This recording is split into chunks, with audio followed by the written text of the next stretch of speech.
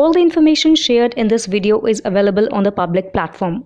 Nothing is discussed here which may breach the confidentiality of our armed forces.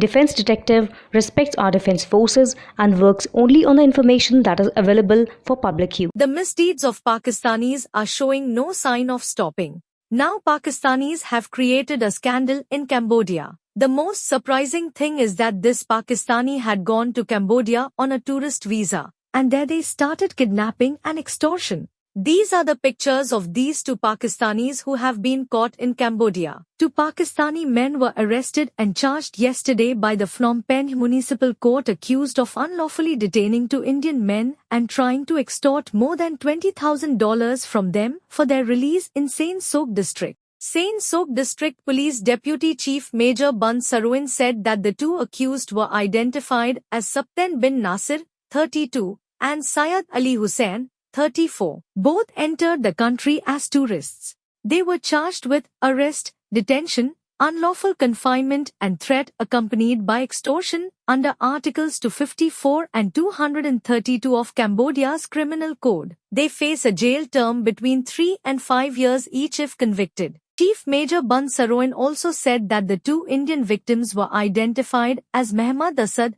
23, and Sujit Kumar, 30. According to the statements from the two victims, they both traveled from India and arrived at Phnom Penh International Airport on 21 August last year to find employment in Cambodia. Chief Major Band Saroin also said that during their stay in Cambodia, the two victims found work in Sihanoukville as laborers on a construction site earning a daily rate of $20. While working in Sihanoukville, they met with three Pakistani men namely Nasir, Hussain, and another known as Sherry on 22 February this year. On 23 April, the three Pakistani men persuaded the two victims to travel with them to Phnom Penh in order to find premises to open an Indian restaurant. Chief Major Band Saroin also said that after arriving in Phnom Penh, the two victims were detained in a condo and had their passports taken from them, along with 4 mobile phones and $3,200 in cash. On the morning of 17 May, the three Pakistani men left the condo to get breakfast. The two Indian victims saw this as an opportunity to escape and started shouting for help. The condo's staff and security guards became alerted to their screams for help and rescued them.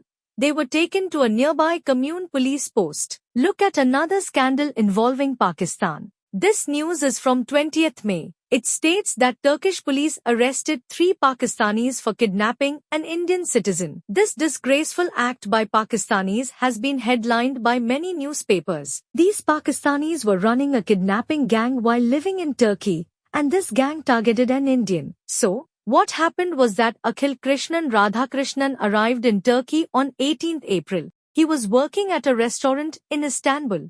At this restaurant, he met these 3 Pakistani individuals. They started targeting Akhil. Initially, they engaged in conversation with him and then offered him a job as a translator in the real estate sector. The Pakistanis lured him with the promise of 180,000 lira per month. Akhil had left his home and country to come to Turkey in search of a good job. He needed to earn money, but he did not understand the trap set by these Pakistanis. The 3 Pakistanis were pressuring him over the phone to accept the offer. Radhakrishnan agreed. Subsequently, he was called to Aydin. They sent him the location over the phone. Aydin is a city in northwest Turkey, approximately 270 kilometers from Istanbul. As soon as Radhakrishnan arrived at the house, he was taken hostage. His hands and feet were tied, and a video of this was sent to his family in India. The Pakistani kidnappers demanded 2 million rupees, or 20 lakh rupees,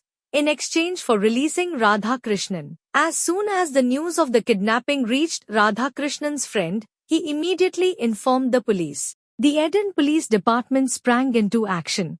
Following this, the police and intelligence branch teams launched a joint operation. They surrounded the house where Radhakrishnan was being held hostage. Seeing themselves surrounded, the 3 Pakistani kidnappers tried to escape, but the police did not give them any chance to flee. The police handcuffed the 3 Pakistani kidnappers and took them into custody. The police team also rescued Radhakrishnan from the same house. His hands and feet were untied. Seeing the police, He felt a sense of relief and hugged the officers while crying. He called his family to inform them of his release. The police recovered several weapons and currency from the house. Along with the 3 Pakistani kidnappers, the owner of the house was also arrested.